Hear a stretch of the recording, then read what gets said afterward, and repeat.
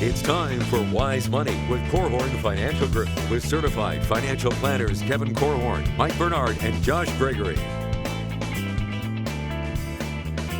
Welcome to another episode of the Wise Money Show with Korhorn Financial Group, where every week we're helping you take your next wise step in your financial life. Thanks for being here, friends. My name is Mike Bernard. I am your host. I'm also one of the certified financial planners on the program. With me in the KFG studios, my fellow CFPs and friends, Kevin Korhorn and Josh Gregory. If you took a coronavirus-related distribution in 2020, then you have some special tax planning options available for you in these coming years. And that's what we're going to talk about today. Mm-hmm. It is a tax planning show today. That's what we have on the docket. That's what we're going to cover in this hour of Wise Money. We get a lot of questions about tax planning, different tax rules. Where's my refund? All those sorts of things. So if you have questions, reach out to us. You can call or text us 574-222-2000. That's 574-222-2000. Online, wisemoneyshow.com. You can submit questions right there on the right, as well as get other content. And then all over social media, posting a lot of content there, but you can leave questions there as well. Search the Wise Money Show.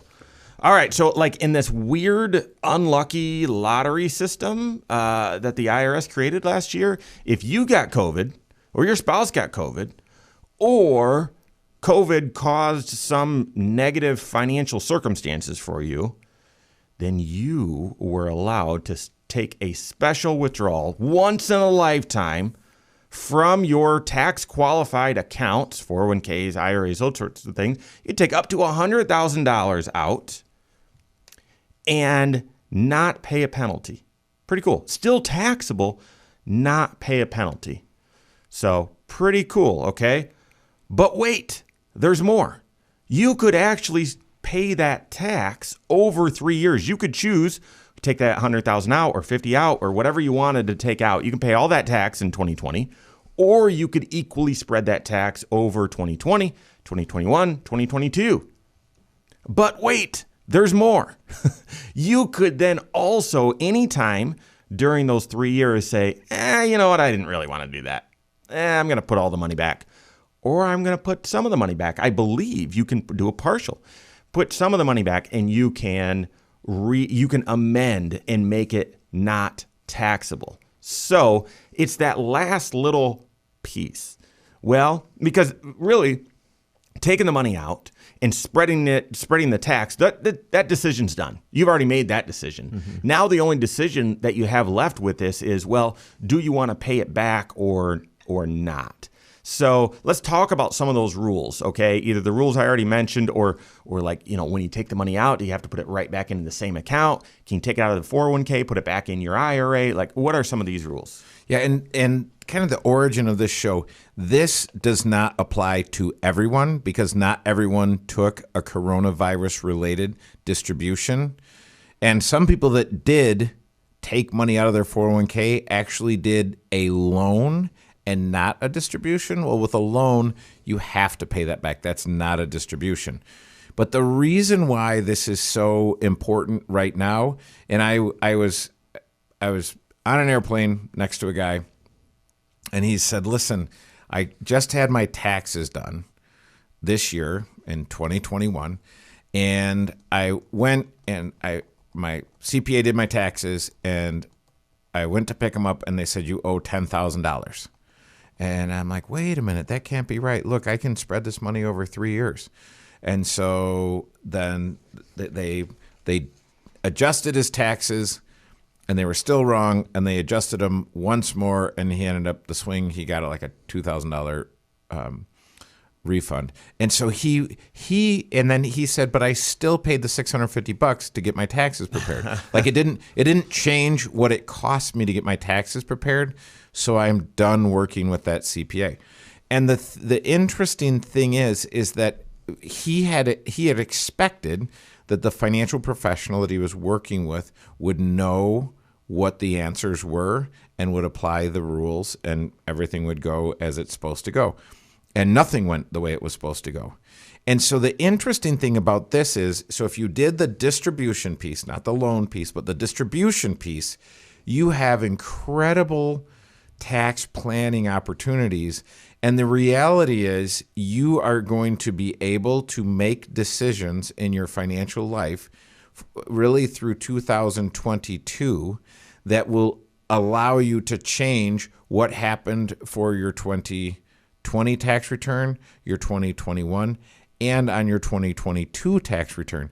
So this person in particular said, hey, I know I took out that money, I made an investment in real estate, and I'm going to be repaying that in 2022. And I said, okay, well, you realize then once you repay that in that entire amount in 2022, you'll have to amend your 2020 and 2021 return as well. And he said, yes, I do. Now, just a little sidebar, which is kind of fascinating to me. We did talk about how many people would have shown up to their CPA and said, man, I knew I was going to owe taxes, but I didn't think I was going to owe that much. But they write the check and it's done.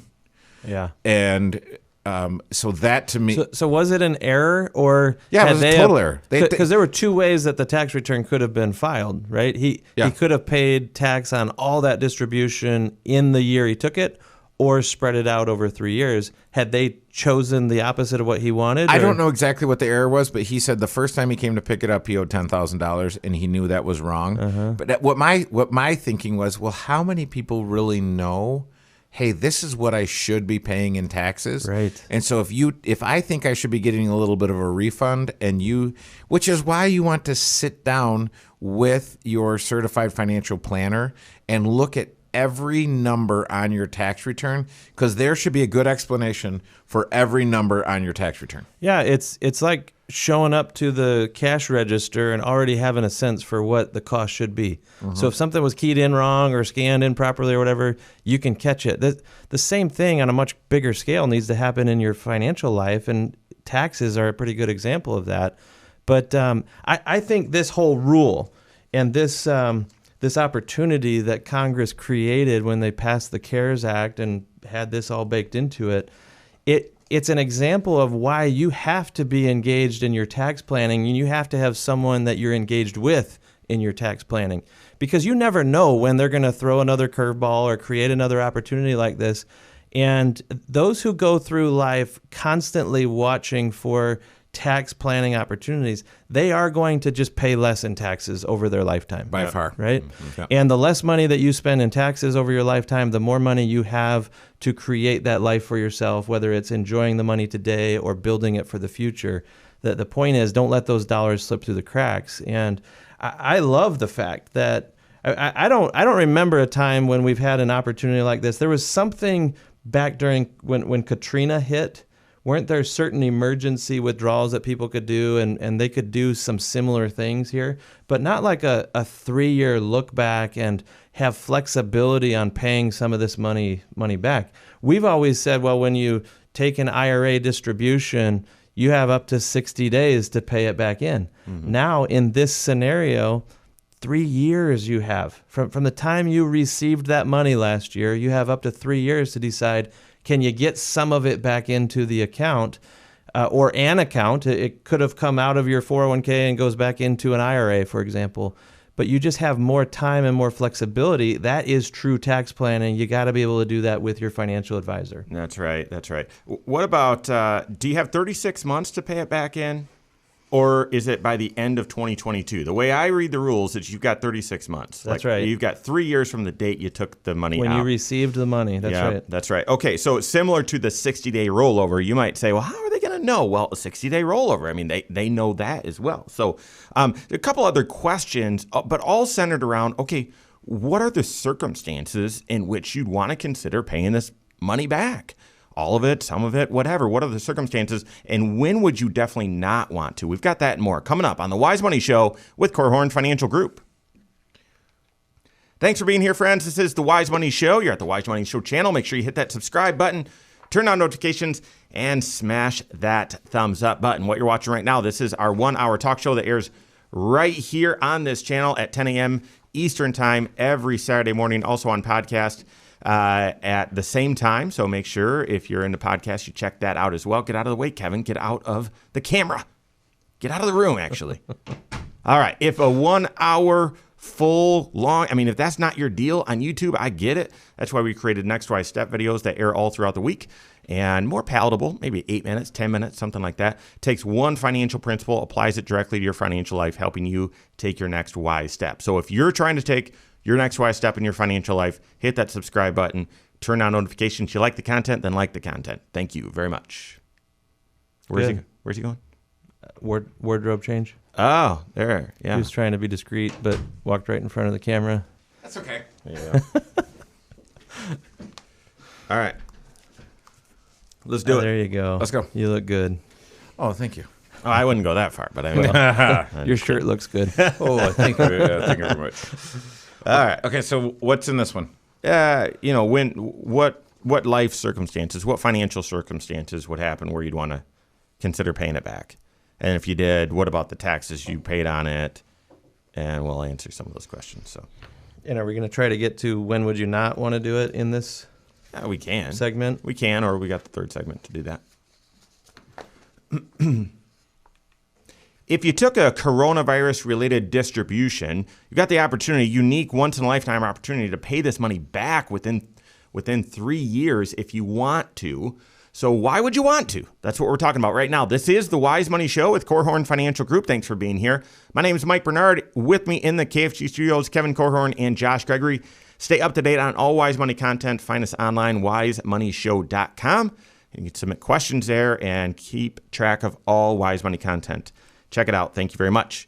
Okay, so the coronavirus-related distribution, very strange tax law, helped a lot of people out. I helped maybe, 3 to 5 folks do it this year. I think our firm probably close to 100, maybe 50 to 100 people we helped do it. So, I mean, it's not everyone, but it's a decent amount of folks. Mm-hmm. Randomly, Kevin sits next to someone on a plane where they've done this. And so you've got this weird once-in-a-lifetime opportunity to pay the money back and basically as a rollover within 36 months. Why would you want to consider that? What are the circumstances where you would say, yeah, I should do that? Well, it depends on what you use the money for, I think. Because if I pulled that money out and used it to live on and I was just barely hanging on, that's I'm going to say that's one camp. But there's another camp that said, hey, listen, I was affected by the coronavirus. And so I'm going to I have this opportunity. I don't necessarily. There are all kinds of opportunities that were created that weren't necessity, but they were opportunity. So people pulled the money out and they said, "Hey, here's what I'm going to do. I'm going to put it in this investment, or I'm going to change the investment that it was in."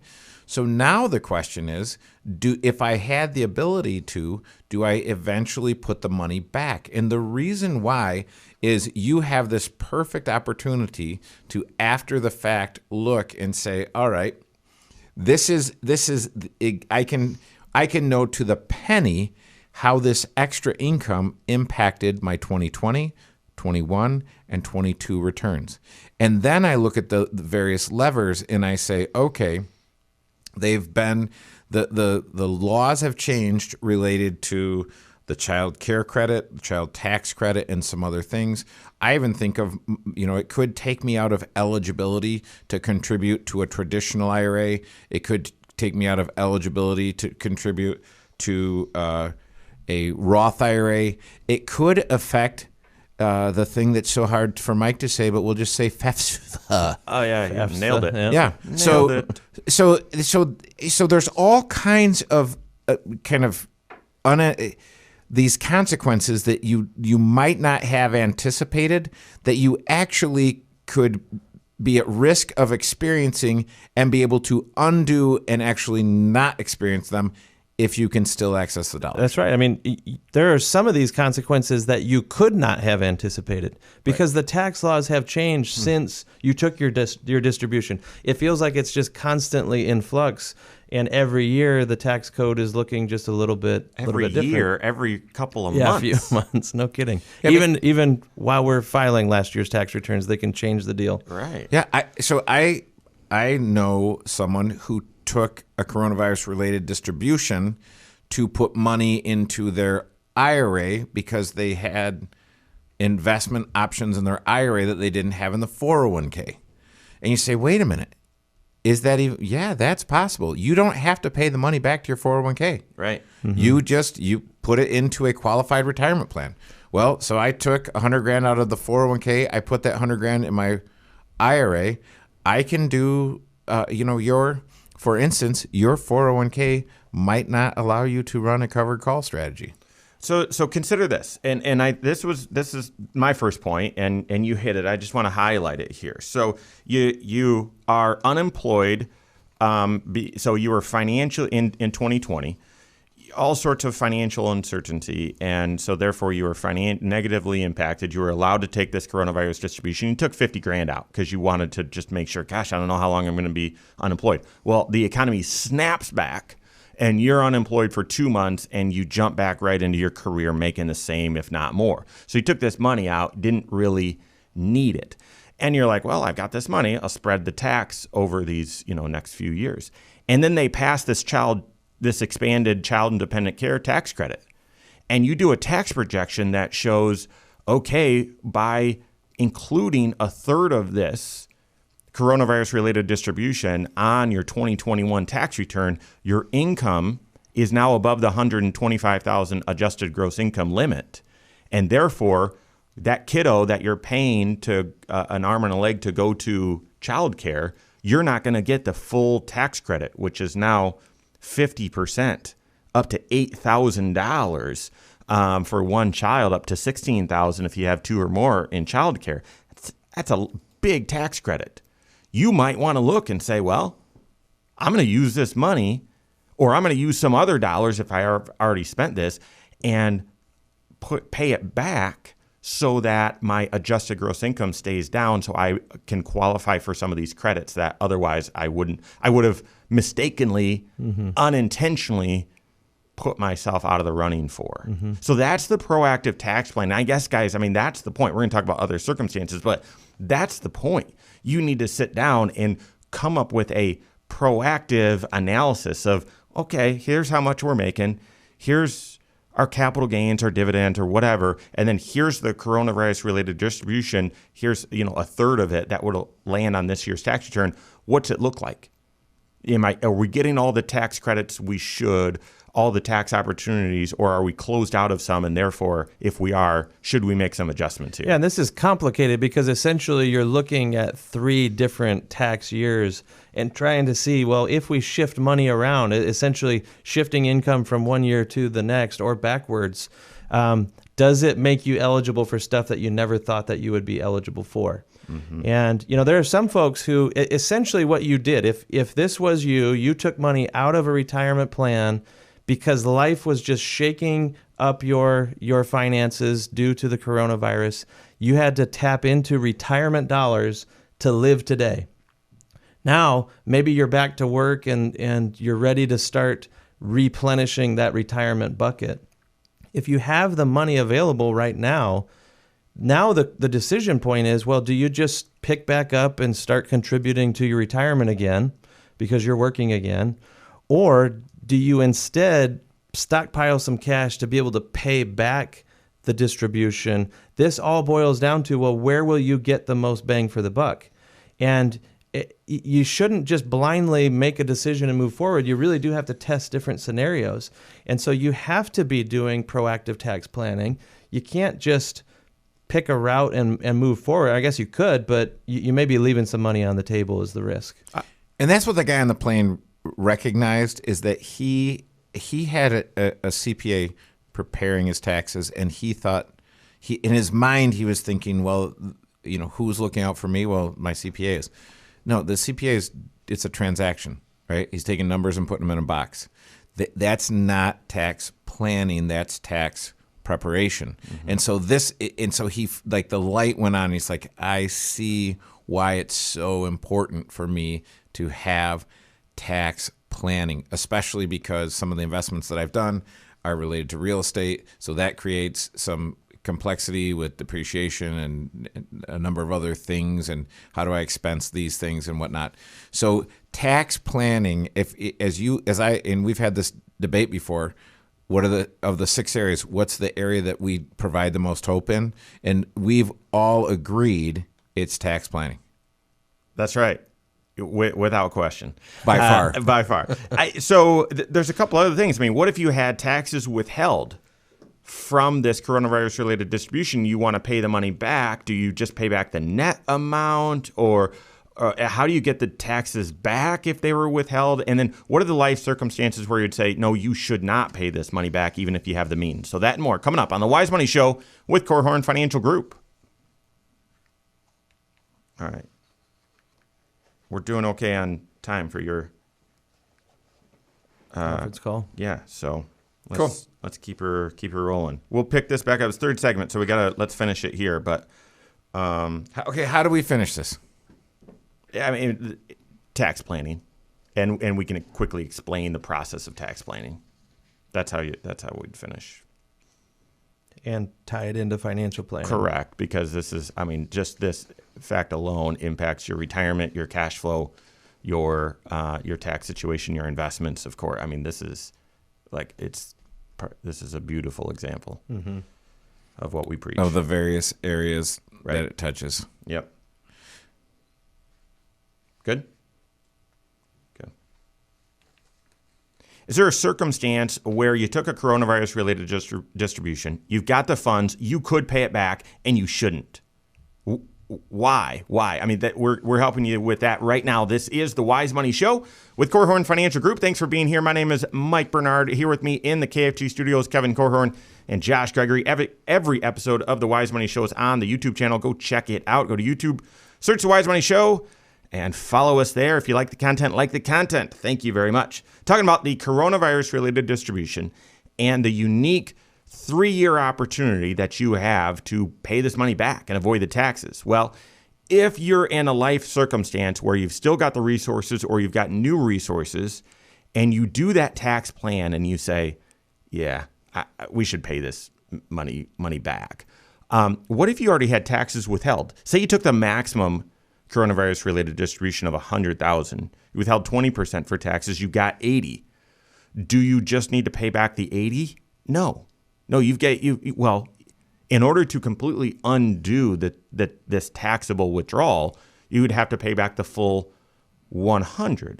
Well, then does that mean I'm out the $20,000 or so that I withheld for taxes? No, you then amend your taxes. That's right.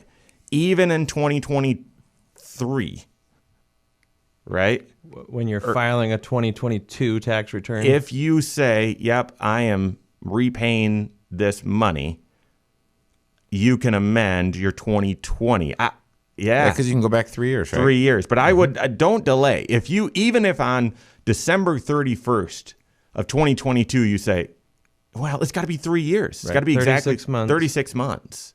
So I wouldn't delay. To get the money back in. That's right. But the point is, despite my confusion here, you would amend your previous tax returns to say, oh, ignore this income. Take that IRA distribution off the front page of my tax return and now recalculate everything, because that's going to affect your federal and your state if you're fortunate enough to pay state taxes. Here's what won't get recalculated, though likely will be any stimulus dollars. Well, I mean, possibly. That'll be a huge disaster because they're talking about the fourth stimulus and there was the third. It would be a disaster. But I don't understand the disaster. Well, part of the reason why we've had 25 million, I think people are still waiting on their refunds, is because they are having a hard time knowing who actually did receive the stimulus and who's eligible to actually get it on their tax return. They're having a hard time reconciling that. They're having a hard time reconciling premium tax credits for being on healthcare.gov, because those were now all forgiven. You're supposed to get that back, and the IRS is having a hard time because people filed their return repaying those, and then they changed the law in March saying you don't have to repay them. And so it's a huge disaster. Yeah. Yeah. So anyway. Yeah, I would say if you're not doing tax planning, I mean, that right there is the reason why you want to go in. And when you look at the rhythm, you're like, well, how often do I meet with my certified financial planner?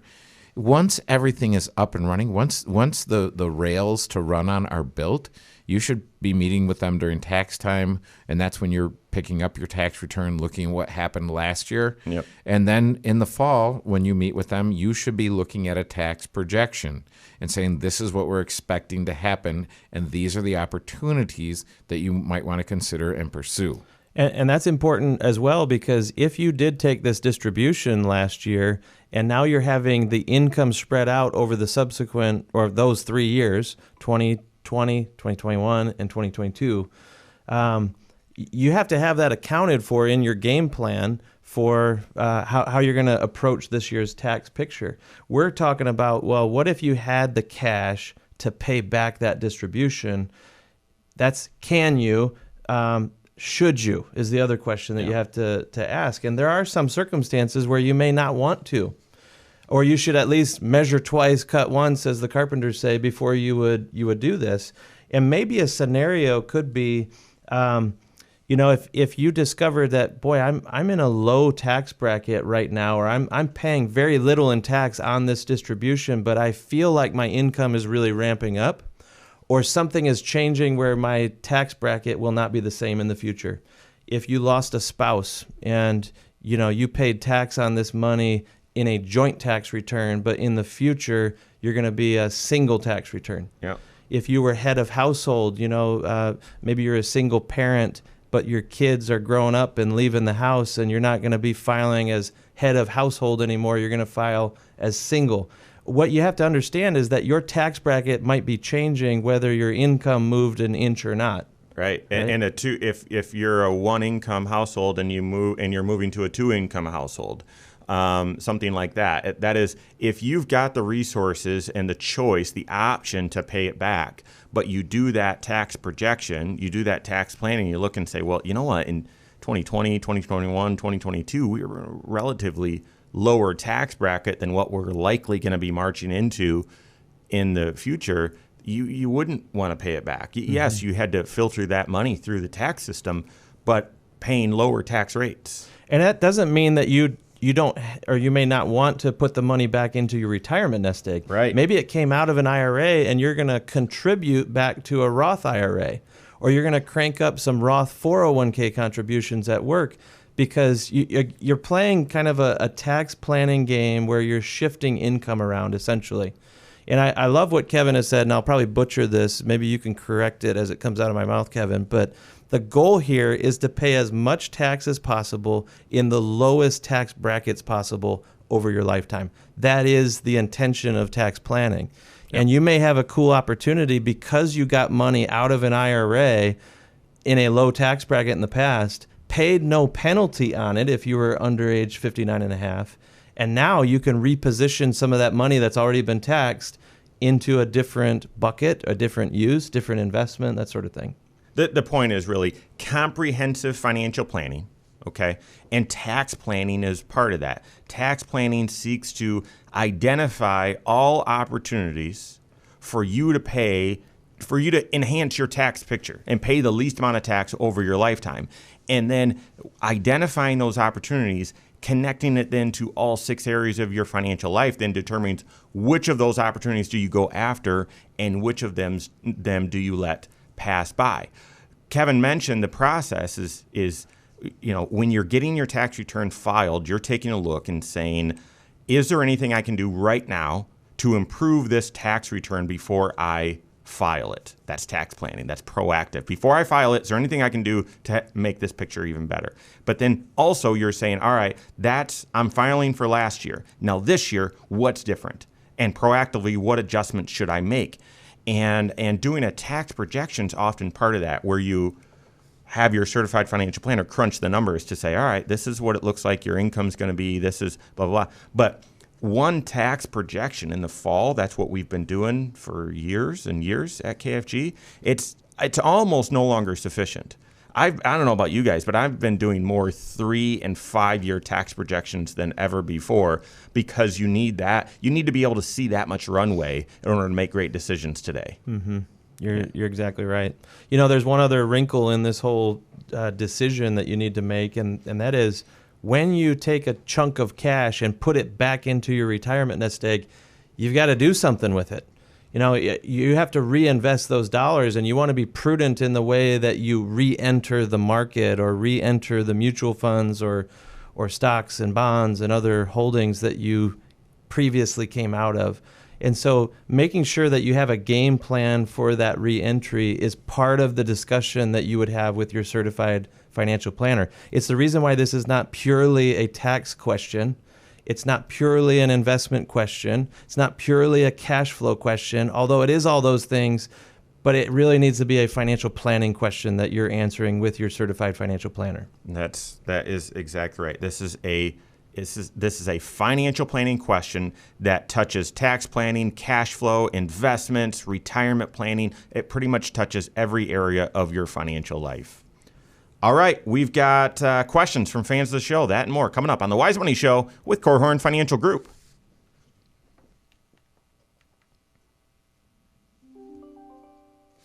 Good stinking timing. That was not me. Well, mine's muted. Yep, mine is too now. All right. Here we go. Do you think our listeners know that we use computers? You almost blew it there, Kevin. I think our listeners sometimes wonder if we are computers. The voluminous amounts of information that we have at our fingertips. Okay, who are we answering?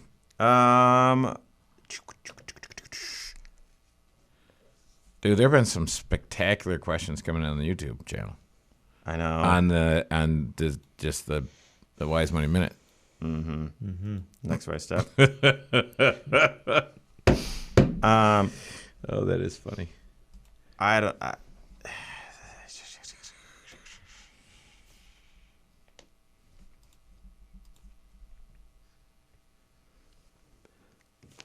was thinking Beverly's at the bottom there.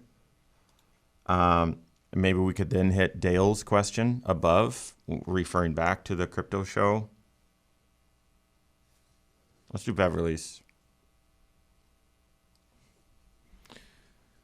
Okay.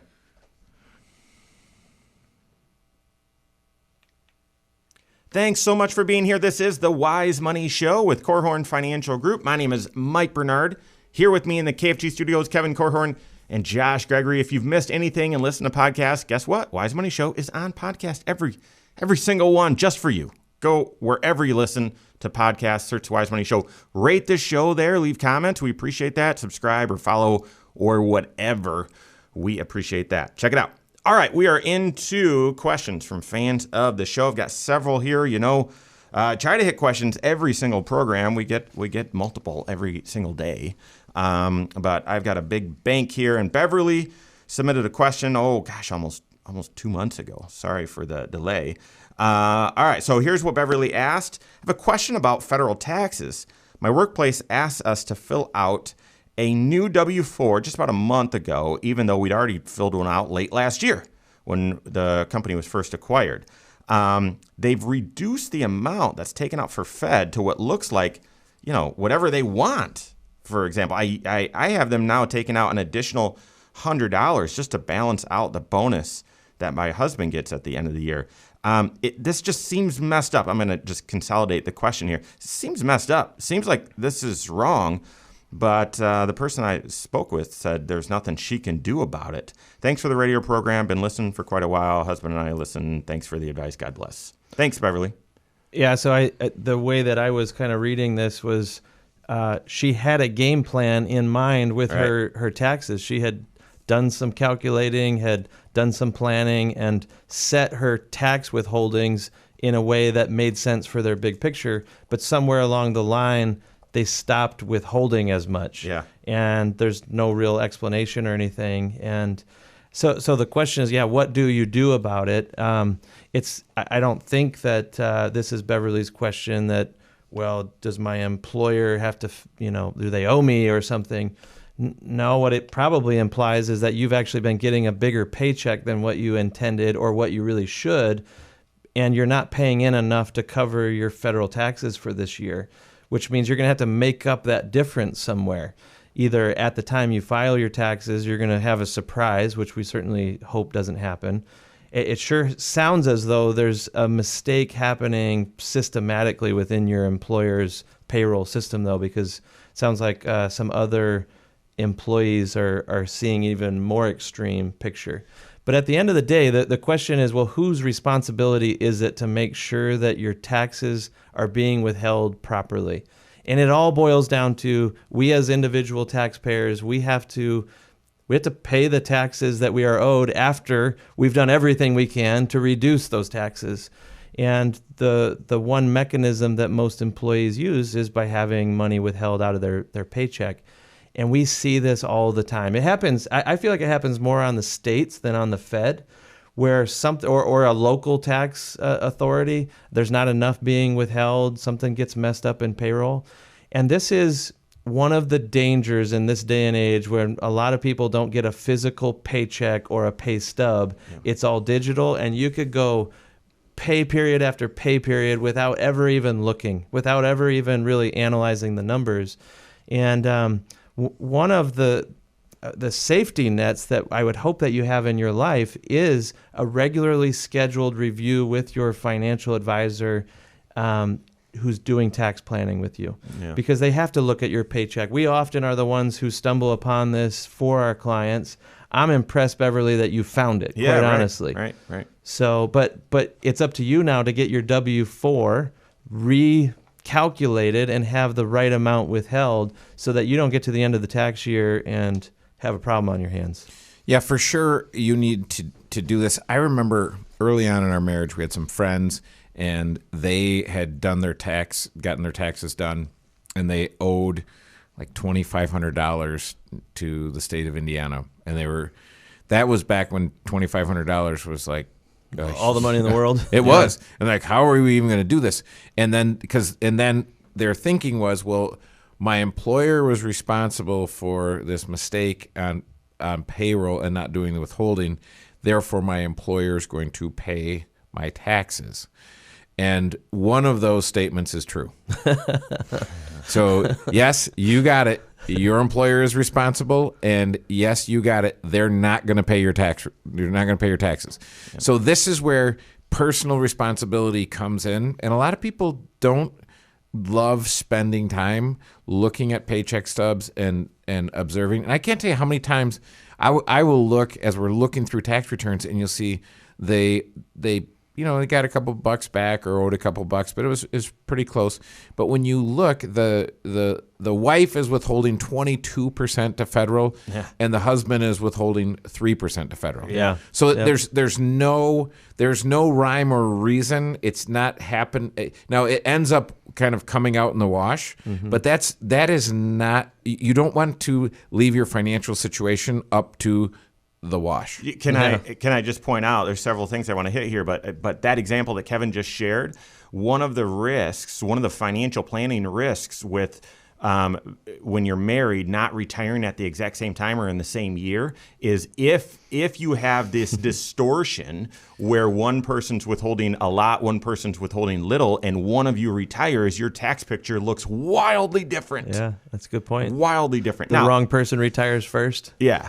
Okay, so 22%er. So, Beverly, you asked a great question, and you are on top of it. So even though Josh and Kevin made it sound like you're not on top of it, you're on top of it. No, she's killing. Come on, she's killing. I'm just kidding. Beverly, guys, you just sound a little harsh. All right. Okay, so we're on top of Mike. So okay, listen, there you go. Listen. So the IRS changed the entire withholding pyramid scheme. Scheme here. Back in 2020, okay? And they're going away from the exemption and moving to more of a worksheet, okay? And why didn't you have to fill out the worksheet, or maybe you did when the other company took over your existing company back in August? I don't know. I can't really explain it. Your company is required to withhold based on the latest and greatest withholding tables. Those changed. It should have been applied in August. It sounds like just recently your employer had you refill out a new one. It's possible because you're withholding extra to cover your husband's bonus, it's possible you now are on the new withholding schedule, but your husband's employer is not yet. I don't know. But it all goes back to, be proactive. In order to get things right, if you need to do the extra $100, that's a pain, but it can work. Work with your certified financial planner, because the other problem with withholding the extra 100 is if your income all of a sudden goes to the moon, if it goes up quite a bit, that extra 100 might not be enough to cover it, and that's already sort of a Band-Aid because they're not withholding enough anyway. Mm-hmm. Yeah. So the 100 is a static amount, and if your income is dynamic, it can be a problem. Yeah, so Beverly, in spite of what Mike is saying about you, Josh and I are convinced that you're doing a fabulous job. So can we just make a quick list for folks of when should I tune in to my withholdings? So Beverly, you've got it. You said, hey, the company that I was working for got bought out, and now I'm doing the same thing, making the same money, but I'm working for a new company. Mm-hmm. So I would look then. If my company changed payroll providers, I would want to take a look, because here's a lot of times what happens with financial stuff is whenever there's a change in your financial life, assume it's going to get screwed up. And once it gets fixed, it can be fixed on an ongoing basis and from there moving forward, but assume it's going to be screwed up a little bit. Your wages change dramatically, either up or down. I would want to be tuning in. Your marital status changes. You used to be married. You're no longer married. You used to be single. You're no longer single. So I would look at that. I would also look if I got a meaningful bonus. Mm-hmm. So if I got a bonus or some sort of comp that I wasn't expecting, I would be tuning in as well. Josh? If there's other sources of income that are going to be happening this year, maybe you cover that with a quarterly estimate, or you withhold a little bit more on your paycheck. If something changes in the number of kiddos you have at home, that can have an impact on your tax picture. I mean, we could keep going right on down the line, all of the potential changes. What if the tax laws themselves change, right? Yes. All these things can happen, and that's why every year you should be doing this. Yeah. At least on an annual basis, and if one of these events that Kevin was mentioning triggers it as well, maybe it's more frequently than annual. Yep. Got it. Love it. All right. Dale's got the next question. Hey, can you guys cover investing in cryptocurrency on your show if you haven't already? Okay, so here's the key point. Don't imagine this is something you recommend to investors frequently. However, I have a friend who figured out how to get money into one of these cryptocurrencies at 10 cents a share, and it's now 40 cents a share and projected to go to $1. I'd love to make 10 times my money in a matter of weeks. Is it still too risky? Could this be considered diversification? What are your thoughts? So, Dale, great question. I know you asked it a couple months ago, and I responded to you there. We did a show about Bitcoin. I think you'd probably call that show a soup sandwich. It was crazy. Okay, so it was last week. It's just Bitcoin, like that. So this is a radio show that's on podcast and also on YouTube. Bitcoin, you have to digest that thing in podcast format. You can't take breaks or have a finite amount of time just because it's so expansive. So we did cover it last week. Go ahead, check that out if you haven't. Here, I'd be careful about, I saw someone buy it at 10 cents and it went to 40 cents.